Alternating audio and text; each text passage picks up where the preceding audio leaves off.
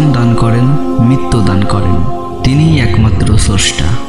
আর মানুষের হাতে করা ওই পাথরের মূর্তিগুলোর কোনো শক্তি নেই, কোনো ক্ষমতা নেই। এই চিরন্তন সত্য কথাগুলোর কারণেই সব অঘটন শুরু হলো। চিরবিশ্বস্ত আল আমিন হযরত মুহাম্মদ সাল্লাল্লাহু আলাইহি ওয়াসাল্লামের চরম শত্রু হয়ে গেল মক্কার লোকেরা। রসুলকে গালমন্দ করে পাগল বলে নানাভাবে কষ্ট দেয় মক্কার লোকেরা। তখন খাব্বাব ইবনে আরাত নামের এক কামারের নিকট সত্যের এই আহ্বান পৌঁছল। এই আহ্বানকে সে উপেক্ষা করতে পারল না। গোপনে গোপনে এসে সে ইসলাম ধর্ম গ্রহণ করল। কিন্তু যত গোপনই হোক, অবশেষে তা আর গোপন রইল না। এক কান দুকান হতে হতে গোটা মক্কায় তা ছড়িয়ে পড়ল। খাব্বাব রাদিয়াল্লাহু আনহু এর মনিব উম্মে আম্মার ও তার ভাই শিবার কানেও খবরটি পৌঁছে গেল। খবরটি শুনে তারা ভীষণ রাগান্বিত হলো। দাঁতে দাঁত পিষে বলল, হ্যাঁ, এত বড় দুঃসাহস! আমাদের পাক দেবদেবীর নামে গালমন্দ আর মুহাম্মদের অন্ধ অনুকরণ! না, এটা কিছুতেই সহ্য করা যায় না। শিবা একদল ভকাটে ছেলে নিয়ে ছুটে এলো খাব্বাব রাদিয়াল্লাহু আনহু এর জীর্ণ কুটিরে। তখন হাপড়ে আগুন দাউ দাউ করে জ্বলছে। লাল টকটকে লৌহ শলাকায় আঘাতের পর আঘাত করে যাচ্ছেন খাব্বাব ইবনে আরাত রাদিয়াল্লাহু আনহু। ঠিক তখন শিবা এসে সামনে দাঁড়ালো। হিংস্র হিংস্র ভাব বলল, মানুষ বলে তুমি খুব বুদ্ধিমান, বর্ষিয়ানদের দূরদর্শিতা আর প্রজ্ঞাবানদের অভিজ্ঞতা তুমি রাখো, কিন্তু তোমাকে নিয়ে এখন মক্কার লোকেরা এসব কি বলা বলি করছে। শিবার কথায় দারুণ বিস্ময় ভাব ঝরে পড়ল খাব্বাব রাদিয়াল্লাহু আনহু এর কণ্ঠ চিরে। বলল, আচ্ছা তাই নাকি? কি শুনেছো ভাই শিবা? অগ্নিঝড় শিবার কণ্ঠ বলল, শুনলাম তুমি বিধর্মী হয়ে গেছো, আবু তালেবের ওই ভাতিজার পিছু ধরেছ। দারুণ প্রশান্ত খাব্বাব রাদিয়াল্লাহু আনহু এর কণ্ঠ, কোনো ভয় নেই, কোনো উৎকণ্ঠা নেই। বললেন, ছি, এসব কি বলছো? আমি বিধর্মী হব কেন? আমি তো চিরন্তন সত্য ধর্ম গ্রহণ করেছি। আল্লাহ ও তার রসুলের প্রতি ঈমান এনেছি। আল্লাহই তো আমাদের একমাত্র সৃষ্টিকর্তা। আমাদের জীবন মরণ সবই তো তার হাতে। মৃত্যুর পর আমরা সেই আল্লাহর কাছেই ফিরে যাব। তাই আমি বিশ্বাস করি, লা ইলাহা ইল্লাল্লাহু মুহাম্মাদুর রাসূলুল্লাহ।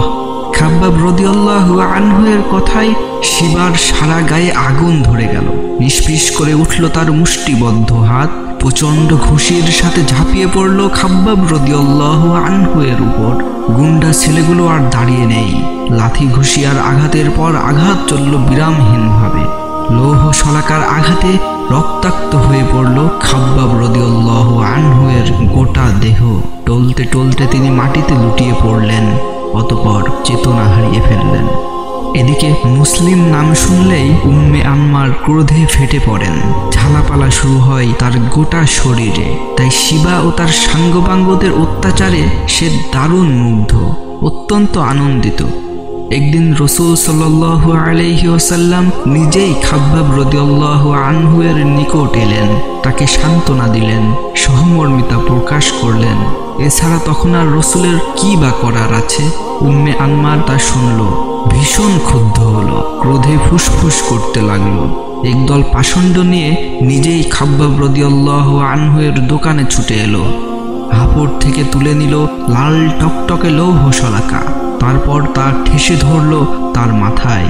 খাব্বাব রাদিয়াল্লাহু আনহু করুণ আত্মচিৎকার দিয়ে মাটিতে লুটিয়ে পড়ল এবং জ্ঞান হারিয়ে ফেলল। এভাবে নির্যাতনের পর নির্যাতন চলতে থাকলো।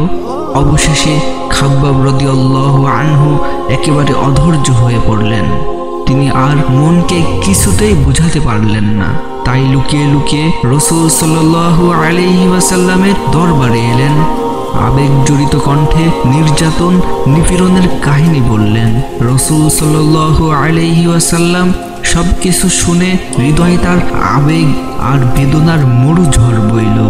চোখ দিয়ে অশ্রু গড়িয়ে পড়ল। আবেগ জড়িত কণ্ঠে দোয়া করলেন, হে আল্লাহ, হে আমার মাবুদ, খাব্বাবকে সাহায্য করো, খাব্বাবকে সহায়তা করো।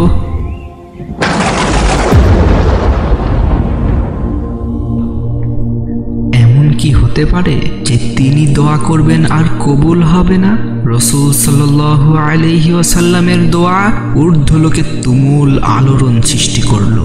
তৎক্ষণাৎ আকাশ থেকে গজব নেমে এলো। ভয়াবহ লোমহর্ষক সে গজব উম্মে আনমারের হঠাৎ মাথা ব্যথা শুরু হলো। সে কি ব্যথা! ব্যথার যতই বাড়তে লাগলো, উম্মে আনমারের আত্মচিৎকার আর কান্না ততই বাড়তে লাগলো। সময়ের তালে তালে ব্যথা তীব্র থেকে তীব্রতর হতে লাগলো। উম্মে আনমারের চিৎকারে সবাই হতবাক। প্রখ্যাত ওঝা এলো, নামকরা কবিরাজ এলো, দক্ষ চিকিৎসক এলো, কিন্তু উপশমের কোনো লক্ষণ নেই। এদিকে উম্মে আনমারের আত্মচিৎকারে ধীরে ধীরে ভিন্ন রূপ ধারণ করলো। তার কণ্ঠস্বর পরিবর্তিত হতে লাগলো। হতে হতে অবিকল পাগলা কুকুরের কণ্ঠস্বরে রূপায়িত হলো। এরপর সবাই স্তম্ভিত ও হতাশ হয়ে গেল। আল্লাহর লীলা বোঝা যায়, কিছুই তারা বুঝল না। এদিকে সকাল সন্ধ্যা রাত দুপুর উম্মে আনমার শুধু ঘেউ ঘেউ করছে।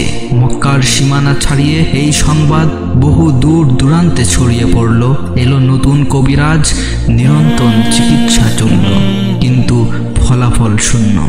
অবশেষে বৃদ্ধ এক চিকিৎসক এলো, আদ্যপান্ত সব মনোযোগ দিয়ে শুনল। তারপর বিজ্ঞের ন্যায় মাথা দুলিয়ে বলল, হ্যাঁ, একটি মাত্র পন্থা আছে, হয়তো উপশম হবে, হয়তো আরোগ্য লাভ করবে, তবে তা অত্যন্ত করুণ, অত্যন্ত বেদনাদায়ক। আগ্রহ ভরা কণ্ঠে সবাই বলল, আচ্ছা বলুন না সেই চিকিৎসা, আমরা তাই করব। বৃদ্ধ বলল, তার মাথায় দাগ দিতে হবে। উপস্থিত সবার চোখে মুখে বিস্ময়। বলল, সে আবার কি? বৃদ্ধ বলল, লাল টকটকে লৌহ শলাকা তার মাথায় ঠেসে ধরতে হবে, জখমই হবে, পুড়ে যাবে, তারপর আশা করা যায় রোগিণী সুস্থ হবে।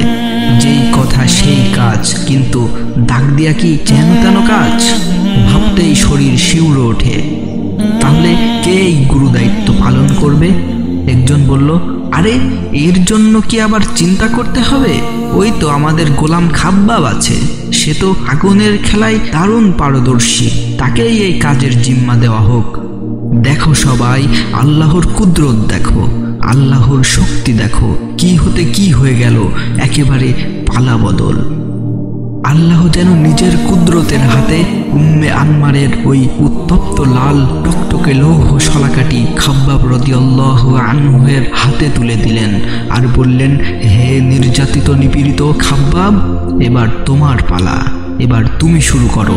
জালিমের অহংকার চিরতরে দূর করে দাও। তোমার শরীরে যেভাবে উত্তপ্ত লৌহ শলাকা ঠেসে ধরতো, তুমি এবার তার মাথায় ঠেসে ধরো। মক্কার লোকেরা এই হৃদয় বিদারক ঘটনা, এই অলৌকিক পালাবদল দু চোখে দেখল। অনেকের হৃদয়ে তা তুমুল আলোড়ন সৃষ্টি করল, অনেকের চোখের তারায় হেদায়েতের আলো ঝলমলিয়ে উঠল। কিন্তু কাফিরদের অন্ধকারাচ্ছন্ন অন্তরে হেদায়েতের আলো জ্বলল না।